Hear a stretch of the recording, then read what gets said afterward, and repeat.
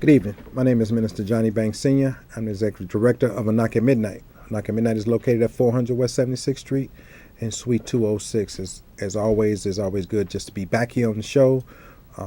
Last week we had a lively discussion talking about poverty and how it affects us and how it affecting our community, is affecting this nation, it's affecting our world. Things are really starting to seep into our lives, and they're having some major effects on us. And I think that we need to continue in that same vein to really start taking a look at what are some of the things that we can do different, or how can we really put our finger on the effects of poverty, how it is causing some of the major catastrophes of our time, especially right close to us in our own communities and some of our own backyards, in the lives of our loved ones, families, and our friends. How do we impact our environment sufficiently so that we can get a better or different outcome? What are some of the things that we need to do? How do we make peace with the limitations that are placed in our lives? How do we look at some of the things that are going on, and how do we work our way through them? Some things have not changed. Some things are still as they always have been, and where you do not put work into any situation or to anything, you will not get anything out. But work without sacrifice avails nothing. To continue to put in work but not sacrifice by saving, not sacrifice by caring for others, to not sacrifice by being a good steward over what God is providing you from whatever source of income or whatever source of work you may have, has a devastating effect. And we see it as people are continuing to live in day to day, people are continuing to live hand to mouth, or people are living paycheck to paycheck. And we need to take a look at that. We need to work through that. As we continue to push forward, and our lives seem to not change much from day to day. We're doing the same things.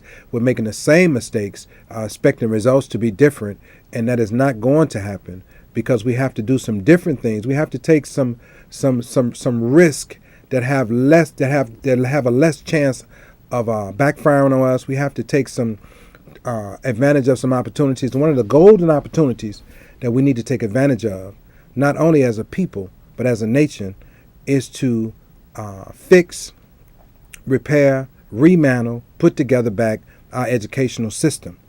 One of the major vestiges of that creates poverty, one of the things that we see is that where there's a lack of education, where there's a lack of knowledge, we see communities as well as people perishing.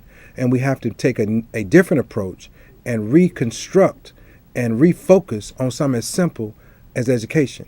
At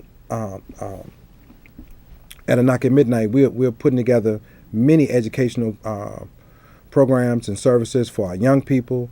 If you have a child who's interested in after-school time programming, feel free to call A Knock at Midnight at 773-488-2960.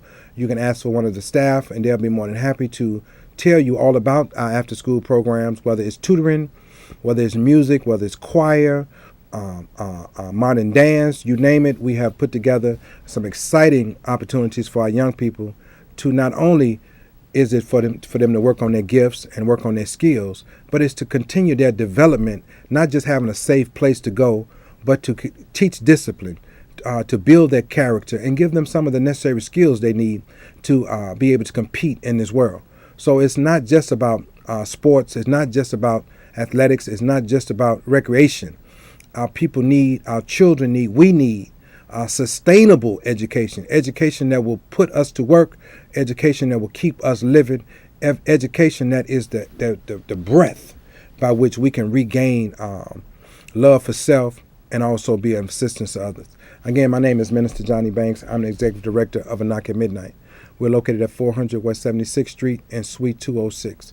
The call-in number here is 312-738-1060. So as we continue with the show, if you would like to call in and talk about some of the issues of the day, and if we could keep them wrapped around the whole question of poverty, financial literacy, how do we regain touch with this society in terms of how do we develop ourselves, how do we continue to develop our families, and save our own communities and save ourselves. It's a major thing and I want to use an example because I want to talk a little bit about the disfiguration that goes along with poverty. You know, I could use a piece of fruit as the example. If you take a plum or banana, and we can see that if once those fruit have been taken away from their life source, which is their vine or whatever tree or whatever they were growing on, once they are removed from that life source, then they start to dying. Although they have nutrients and they can give to whoever imbibes it, whoever eats it. By the same token, that fruit starts to a slow process of disfiguration, and I'm going to use that terminology. And the disfiguration starts on the inside, but the evidence of that disfiguration is on the outside, such as with the case with poverty. Poverty starts on the inside, and then we see the results of poverty or the effects of poverty on people, on the environment, on forces that which keep it living.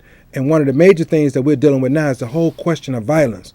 Why so much violence? Where is it all coming from? Why is it happening? And a lot of it has to do when people do not have the means, the mode, or the methods by which to feed themselves, care for themselves, clothe themselves, or house themselves sufficiently.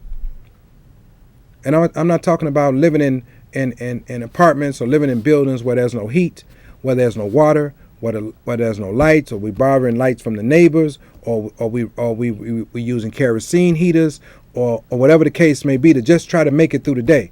That is insufficient to the life or the livelihood of any human being.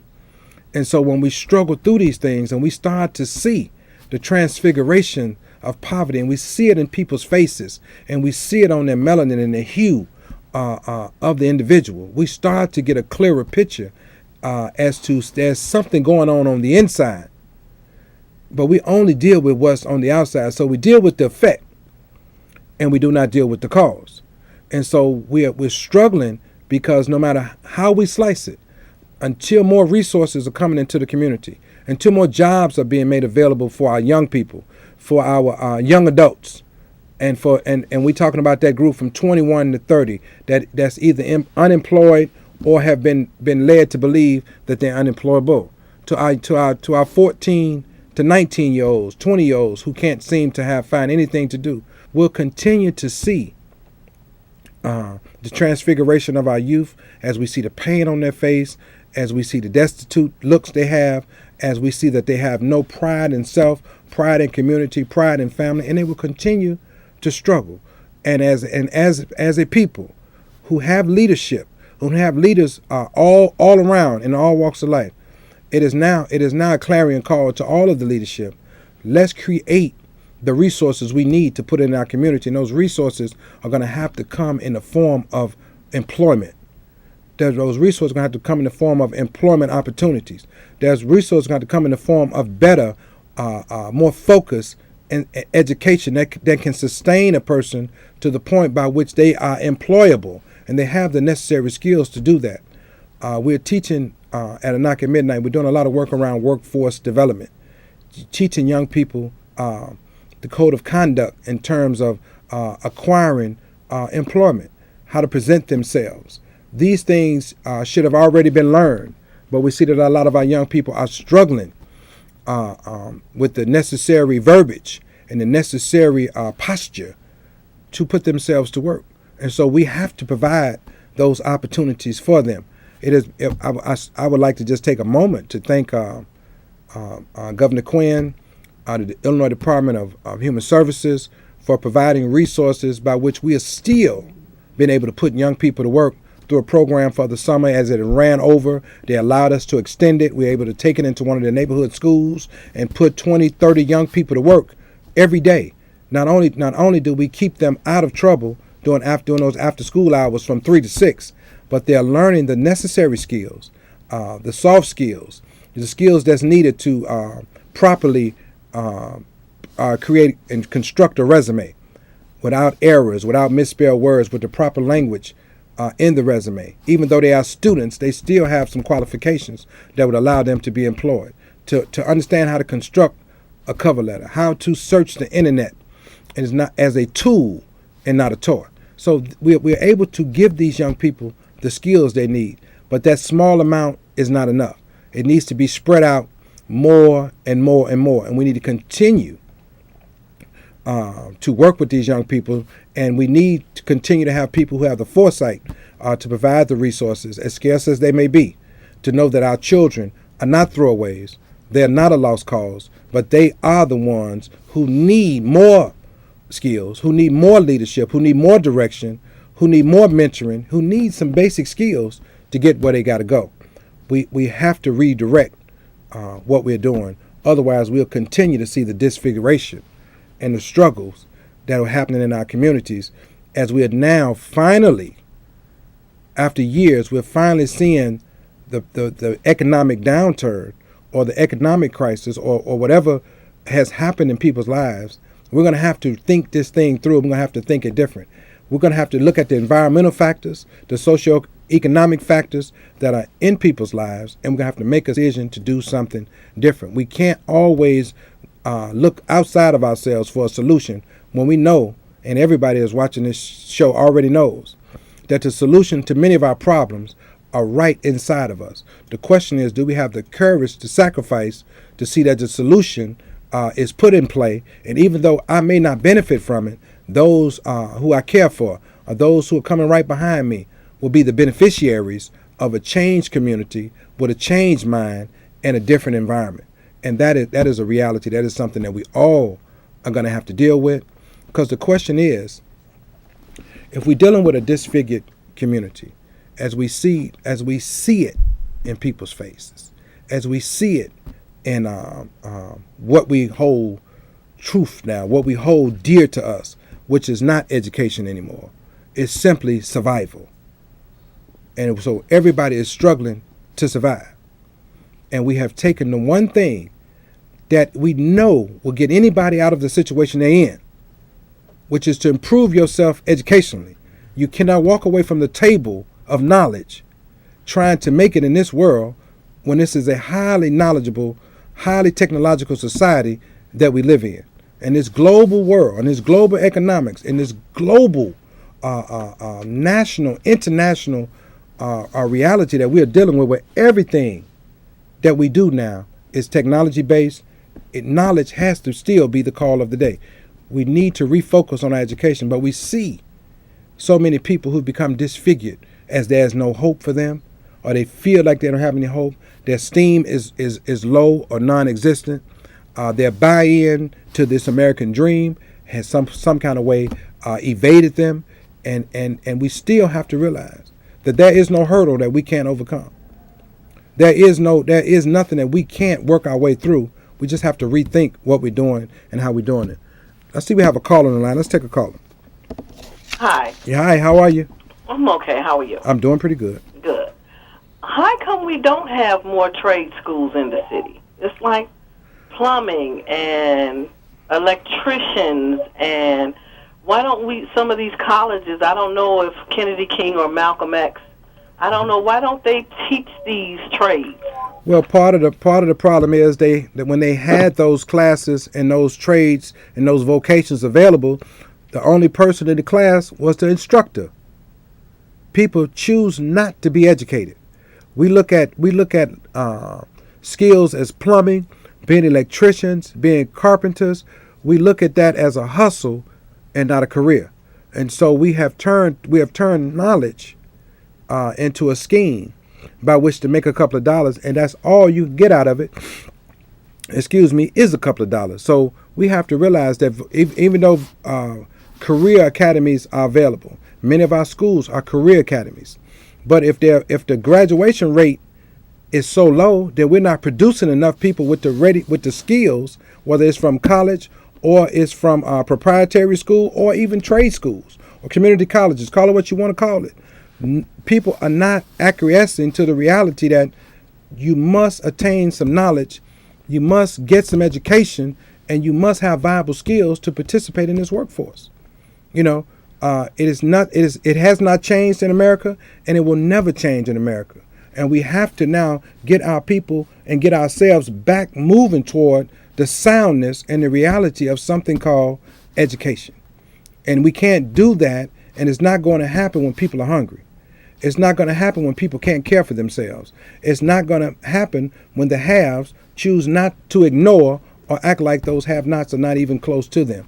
We're struggling as our country is divided simply between those that do and those that don't, those that have, those that don't have.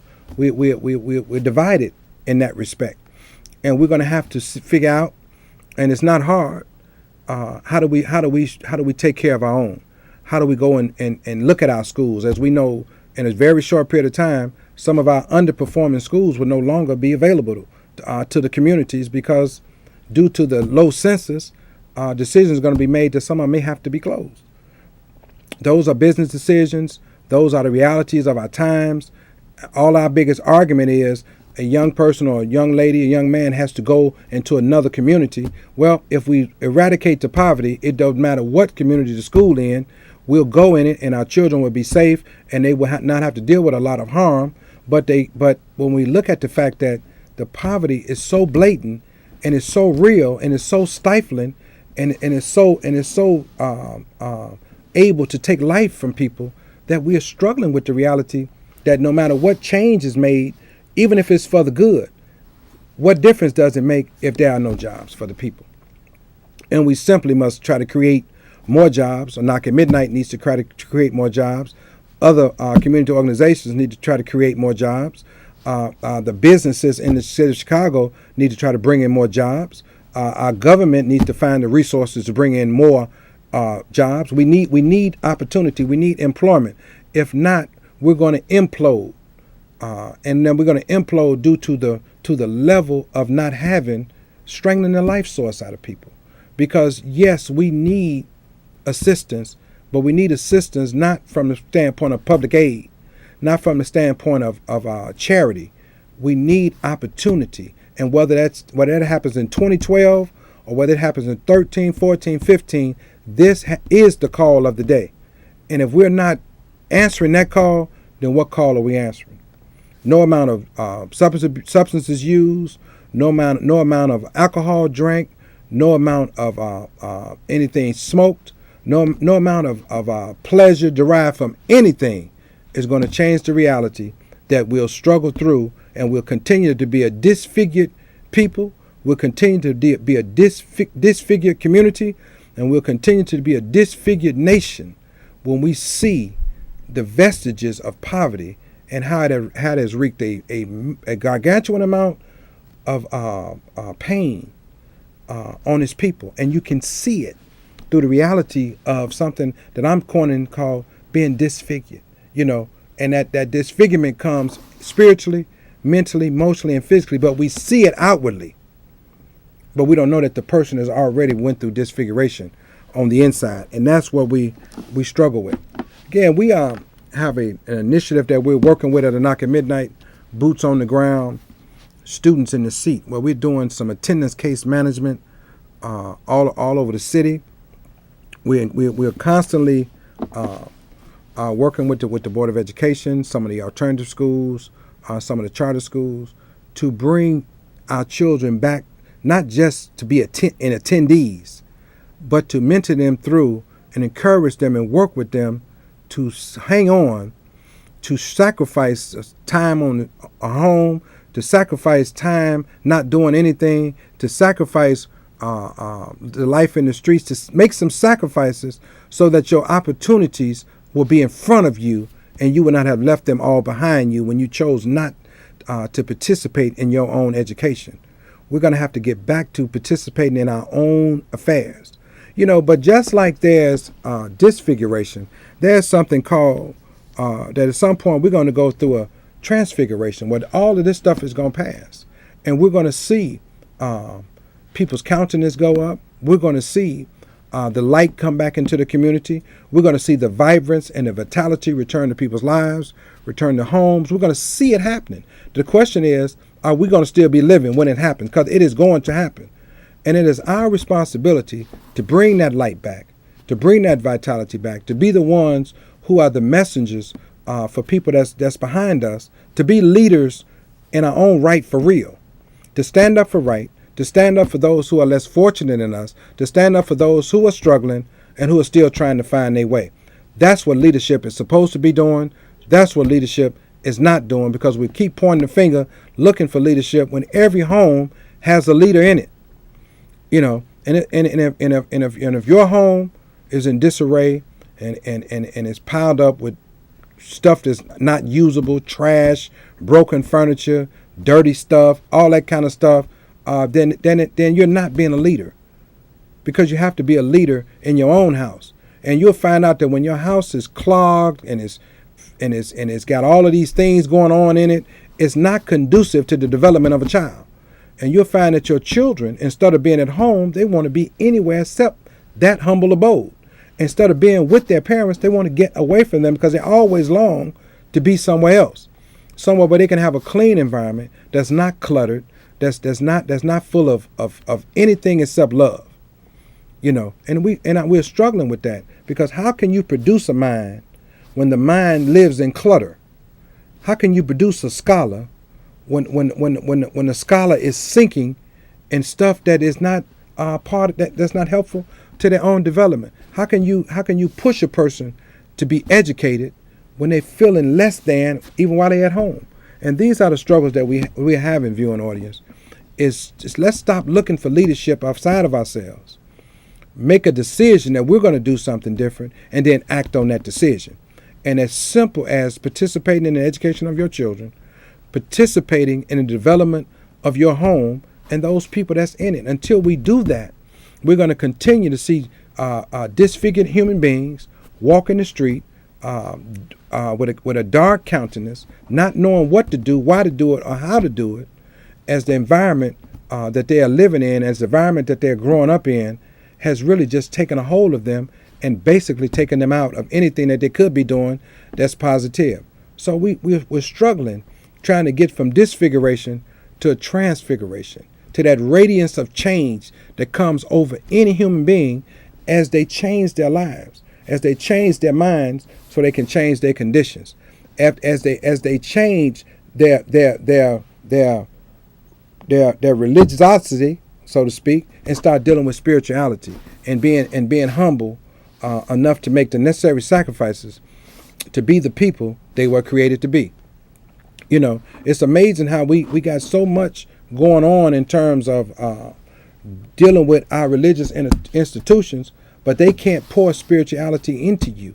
It only comes with the desire to make sacrifices that are in your interest and the interest of other people. And until that happens, we're not going to get any change. We're going to continue to struggle. We're going to continue to be emotionally off balance. And then many of us are walking around right now physically disfigured, out of shape, overweight, not having enough to eat. We're so concerned about what's going on the outside of us that the problems that are going on the inside, that's the driving force to what's wrong, are just growing and growing and growing, until we realize one day that no matter what we do to our outside, no matter what we acquire that makes us look good, until we go and do something that's sacrificial in terms of self-development and the development of other people, we're not going to make it out here. And we're going to consistently be looking for leaders. We're simply going to be looking for pleasure. We're simply going to be looking for the next opportunity. We're simply going to be looking for somebody or something to take us out of the norm that we find ourselves living in, which is being okay with violence, being okay with poverty, being okay with not having, being okay with the status quo, being okay with relationships that are non-productive, being okay with having people around us who are not capable of providing goods nor services that are amenable to the self, or are productive toward helping other people be what they need to be. And so as we get ready to close this show, I want to thank you all for looking in tonight. I want to thank you all for listening. Again, my name is Minister Johnny Banks Sr. I'm the Executive Director of A Knock at Midnight. We're always happy to try to stimulate conversation, stimulate our viewing audience to looking at some of the things that you could do differently in your own life, some of the ways and means by which you could lift yourself up over the muck and the mire, become a better person, do some better things, but most importantly, help your fellow man, help your fellow woman get up and do something different. We are not going to be able, we can't do it by ourselves.